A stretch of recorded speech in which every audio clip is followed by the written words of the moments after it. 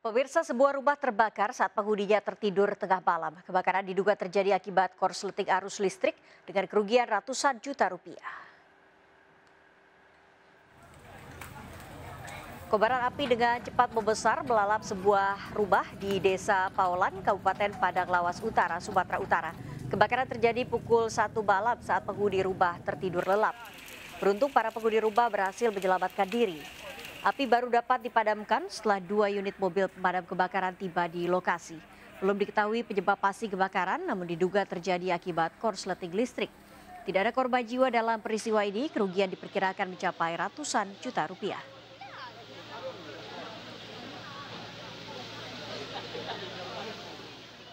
Pemirsa, 5 perampok bersenjatakan parang, busur, dan badik menyatroni sepasang suami istri yang sedang bersantai di ruang tamu. 4 telepon genggam, emas, dan uang tunai jutaan rupiah dikasak pelaku.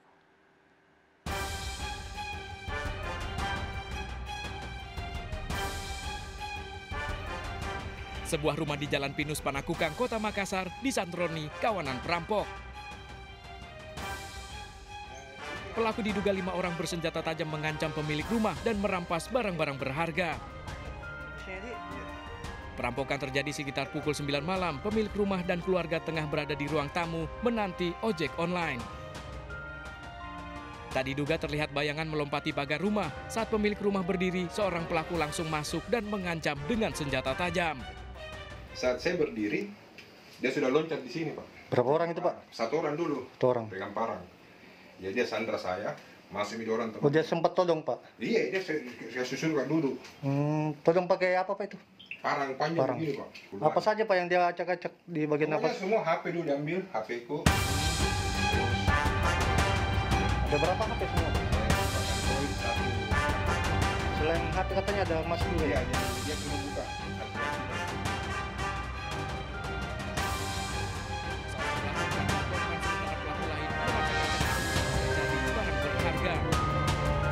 Para pelaku lalu kabur saat ojek online yang dipesan tiba di rumah. Para pelaku diduga berusia sekitar 30 tahun. Mereka mengambil barang berharga di antaranya telepon genggam dan perhiasan emas. Para kepolisian dari Resmo Polsek Panakukang melakukan olah TKP serta memeriksa korban dan saksi-saksi. Kasus perampokan ini masih dalam penyelidikan polisi. Dari Makassar, Sulawesi Selatan, Pemirsa, pelaku pembunuhan dan pemerkosaan siswi SMP di Ogan Komering Ulu, Sumatera Selatan ternyata alumni sekolah. Pelaku selama ini menjadi relawan kegiatan pramuka untuk adik kelasnya. Pelaku menjebak korban, memintanya datang ke sekolah dan melakukan penganiayaan serta kekerasan seksual.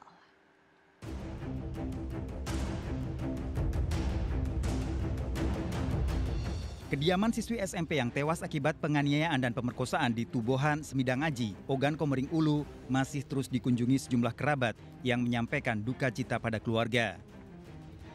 Kedua orang tua korban masih mengingat putrinya minta izin untuk datang ke sekolah mengikuti kegiatan pramuka meski kegiatan belajar mengajar sedang diliburkan.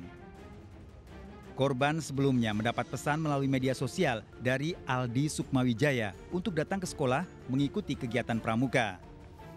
Ibu korban sempat ikut membaca pesan dari Aldi di media sosial.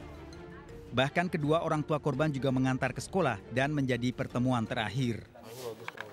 Itu di ruang aula, dia tuh larinya entah kemana. Aldi ini tadi entah kemana, anakku hilang. Terus kami wong 3 dengan anakku turun, aku ke rumah kajutnya, bilang aku ke anakku, nak pergilah latihan, kalau sudah kamu balik jenguk umak di rumah kajut, kita pulang dengan abah. Namun pihak sekolah membantah Aldi sebagai pelatih pramuka di sekolah. Aldi selama ini sering terlibat kegiatan pramuka, selain rumahnya berdekatan, juga merupakan alumni di sekolah korban. Jadi ikut-ikutan sebagai sukarelawan, relawan dari pramuka, karena memang dari SMP dan SMA pelaku ini memang anggota pramuka. Jadi dia hanya membantu instruktur, itu pun tidak dia menawarkan diri, tidak ada ikatan sama sekali dengan sekolah maupun dari pramuka itu sendiri. Tapi selama ini dia ikut kegiatan pramuka itu? Jarang, kadang-kadang. Korban ditemukan dalam kondisi tewas dengan sejumlah luka dan terikat di dalam hutan sekitar sekolah setelah orang tuanya mencari karena putrinya tidak kunjung keluar dari kompleks sekolah. Korban diantar orang tuanya dan ditunggu di gerbang sekolah. Korban masuk ke lapangan olahraga menemui Aldi yang telah menunggu. Dari dia menghubungi pertama, dia ngaku ngajak anakku tuh nonton pramuka itu. Ayunya baca dia. WA itu. Dibaca si Ayu. Makanya yang ngambil aku di kebun. Aku pulang. Aku lah ragu dia nyuruh itu. Tapi namanya tante kan. Ibunya dia tuh nikah. Polisi telah menangkap Aldi setelah dilaporkan orang tua korban. Aldi masih menjalani pemeriksaan di kantor polisi, diduga memendam rasa cinta pada korban dan Aldi menghubungi korban melalui media sosial untuk menjebak korban. Dari Ogan Komering Ulu, Widori Agustino, iNews melaporkan. Pemirsa, 20 orang ditetapkan sebagai tersangka oleh polisi setelah terjaring razia pencegahan wabah corona di wilayah Jakarta Utara. Polisi mengamankan warga dari tempat kebugaran, kafe, dan juga hotel. Para tersangka mengabaikan larangan berkerumun selama darurat bencana wabah corona.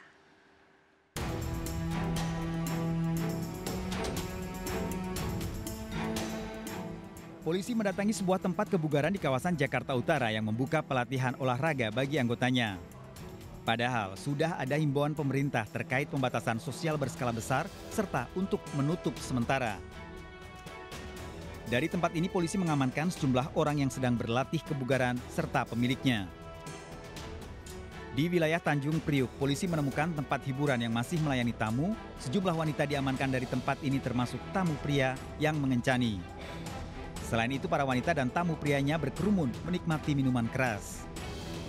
Di tempat ini, polisi juga merekomendasi pencabutan izin usaha kafe.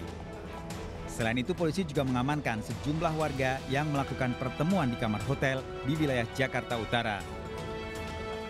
Melakukan penindakan terhadap beberapa masyarakat yang kami duga dan mereka dengan sengaja masih berkumpul, masih berkerumun.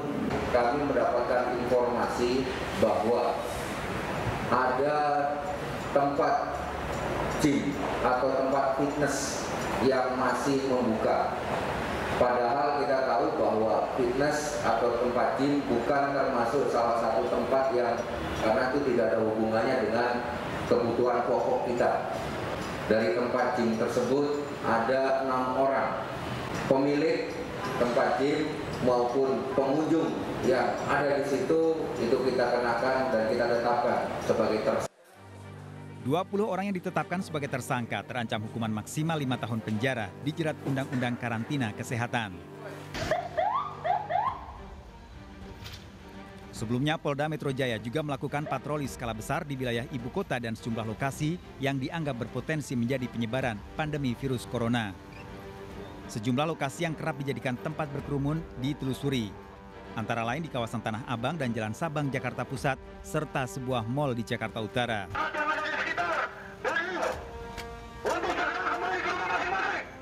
Meski telah diberikan imbauan, sekelompok orang yang berkerumun tetap mengabaikan polisi. Akhirnya 18 orang yang mengabaikan dibawa ke Polda Metro Jaya untuk menjalani pemeriksaan. Para pelanggar adalah warga dan sejumlah manajer yang tetap membuka usaha kafe dan restoran hingga mengundang kerumunan. Warga yang melanggar pembatasan sosial berskala besar dijerat dengan Undang-Undang Karantina Kesehatan. Jadi langsung dikenakan perbuatan tentang pelanggaran pembatasan sosial berskala besar, jadi langsung diperiksa, langsung diproses karena ada petugas yang mengamankan. Sudah dihimbau untuk pulang, tidak langsung pulang. Patroli skala besar terus akan dilakukan hingga masyarakat paham terkait upaya pemerintah dalam penanganan virus corona selama masa tanggap darurat pandemi virus corona. Dari Jakarta, Vendra Kurniawan dan Helmi Sajangbati, iNews melaporkan.